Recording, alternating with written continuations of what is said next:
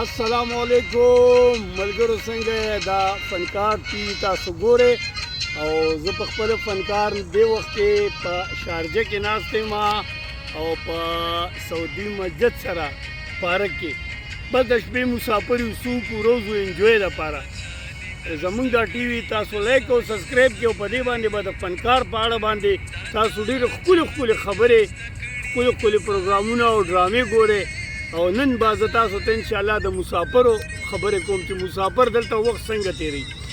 ډېر زیات په کړکېچن حالات کې کړکېچن حالات څنګه وي لکه ټوله ورځ ډیوټي کې دا ټایم خوبونه کوي، خو بیا هم زمونږ په شان خلک ورپسې راشي وي راځئ چکر لروځئ. نو دلته روزو په دې پارک کې انجوی کوو د شپې 12 یو 2 پورې سهار د ډیوټۍ غم ومي.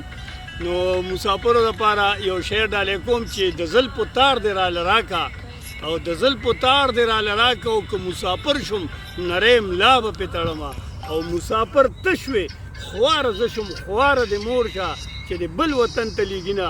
مسافرو څنګه یې ښه فنکار ټي وي ټول لایک کړئ سبسکرایب کړئ او دا ډېر ښکلي پروګرامونه به تاسو ته ښیي. نو بس دا د شارجې دا ماحول ورته لږ وښیي د پارک کې دا خلک ناست دي ملګري دا او بیا به راشو انشاءالله ټول ملګري به چېرته ځو دا پروګرام به هم ګورو د خیره سره او دا والې دا وګوره دې طرف ته مو ته لږ وښیي دا لوکیشن کیا بات ہے. دا د شپې د انجوی لپاره خلک راځي دلته او ګپې مپې لګوي او ښکلې انجوی اخلي. ټیک شوه که نه؟ مسافر دې تل آباد وي، ټول پښتانه دې آباد لري. السلام علیکم.